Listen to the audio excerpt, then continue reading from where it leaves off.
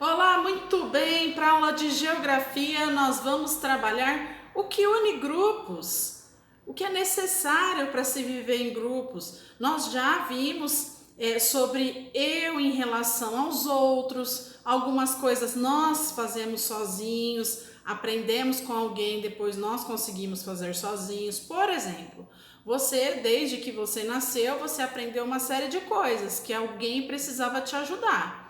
Agora você já consegue se alimentar sozinho, consegue se trocar, você consegue tomar banho sozinho. Algumas coisas nós fazemos sozinhos, outras coisas nós precisamos de outras pessoas. E assim nós vivemos em grupo.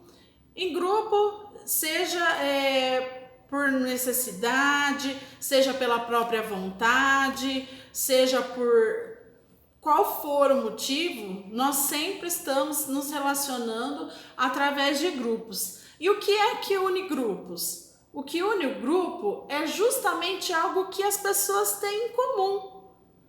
E o que é algo em comum? É algo que eu goste, algo que eu faça, que a outra pessoa, por coincidência, também.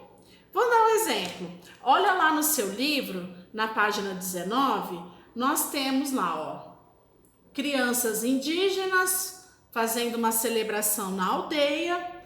Nós temos uma comunidade quilombola. Olha só, a comunidade quilombola são pessoas que já são resistência, são pessoas que fugiram da escravidão e se reuniram, formaram um grupo que existe até hoje, né? São comunidades que têm isso em comum, que eles são resistência a um sistema de escravidão na qual eles viviam.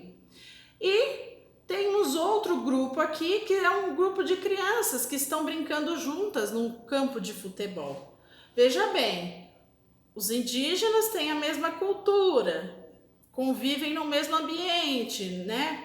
Na natureza. Os quilombolas se uniram por um objetivo comum também, que era fugir da escravidão.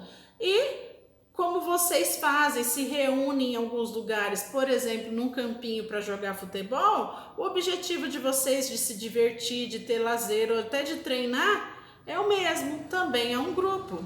E é isso que faz os grupos se unirem. E como nós já vimos, as pessoas que estão em todos os grupos, seja na família, seja os vizinhos, sejam na escola, as pessoas são muito diferentes, cada um tem um gosto. E para se viver em grupos, é necessário que existam algumas regras, é necessário que a gente saiba que algumas coisas nós precisamos sim das outras pessoas, que nós não vivemos sozinhos. Então, o que você vai pensar, então? Que os grupos, eles ajudam, eles favorecem que as pessoas se unam, que elas se aproximem, porque elas têm as mesmas preferências, né? Nós, aqui está perguntando para nós, a atividade da página 19, que tipo de atividade que nós temos, onde nós nos reunimos com grupos de amigos para praticar esporte, por exemplo, ou até festas de comunidade. Então, com certeza você vai até alguma pracinha para brincar, ou vai até algum parque, ou você se reúne na rua com os amigos. A sua família pode ter alguns costumes também. Isso é reunião de grupos que tem um objetivo comum. Seja se distrair, seja estudar, seja, enfim, por vários motivos as pessoas se reúnem e as pessoas formam grupos, que neste momento que nós estamos vivendo de Covid, essa reunião de grupos está prejudicada e precisa ser com muita precaução. É um momento que a gente tem que respeitar a vida do outro, se proteger e proteger o outro. Não fazer nada com que prejudique o outro. Isso é saber viver em grupo. Neste momento nós não podemos estar em grupos e aglomerar pessoas, mas nós temos o dever de respeitar essas pessoas, Mesmo, às vezes a gente ouve algumas pessoas que não concordam, que não acreditam que é necessário se prevenir, mas inclusive quem não acredita precisa respeitar as outras pessoas que que acreditam e que não querem ficar doentes. Então, viver em grupo é isso, é a gente compreender o outro, se colocar no lugar do outro e cada um respeitar o seu espaço. E nós temos festas que hoje não estão ocorrendo, mas, por exemplo, festa quermesse, festas juninas, festa do peão, por exemplo, são pessoas que gostam de um determinada forma de lazer, que gosta de se reunir, estar com outras pessoas e participam desse tipo de festas que, na verdade, são grupos que acabam se unindo, tá? Para tudo isso acontecer, você vai ver na sua página 20 que é necessário respeito às pessoas. Por quê? É impossível a convivência em grupo se não houver o respeito. Então, as pessoas de um grupo podem se desentender de vez em quando. Para evitar que o desentendimento provoque conflitos, é importante respeitar as pessoas em qualquer situação. Não importa onde você esteja e quem seja, nós temos que ter uma cultura de paz. Aquilo que a gente aprende em casa, aquilo que a gente aprende na escola, a gente tem que transformar em atitude. Não adianta eu saber que é necessário respeitar os animais, é necessário respeitar as outras pessoas e se colocar no lugar delas, só que na primeira divergência, o primeiro conflito que você tem com um colega, você vai lá e tem uma atitude de agressão. Ou você vai lá e tem um vocabulário assim bem agressivo. Então, isso não é uma atitude de gerar paz, cada um tem que fazer sua parte. E se o outro não estiver fazendo a parte dele? Ele vai ficar com erro somente com ele. Se você for lá e tiver uma atitude negativa, vocês dois vão estar errados. Então, pense sempre, nesse momento você tem que pensar em você. Você sabe o que é certo, a sua atitude tem que ser certa.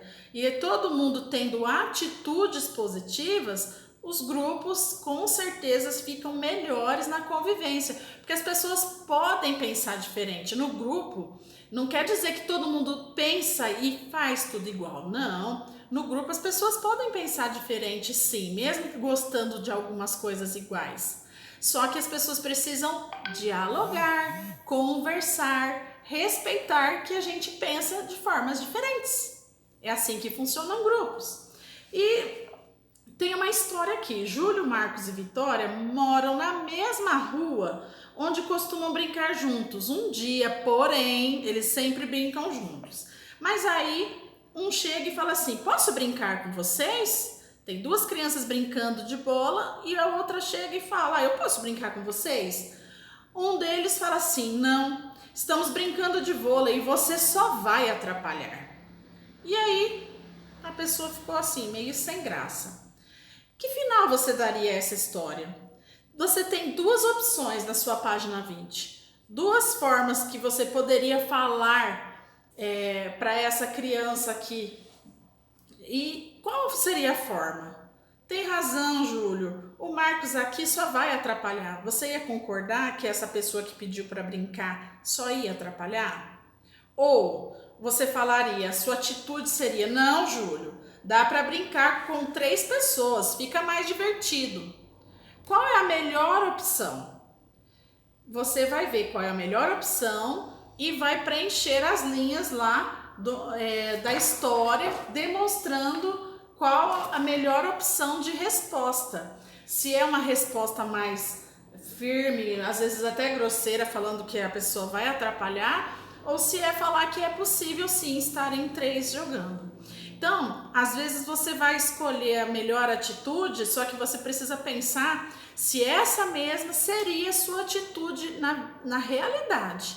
A gente saber é muito bom, mas colocar em prática é melhor ainda. Então, responda a sua atividade, tire a fotografia e mande para a professora. Um beijo no seu coração.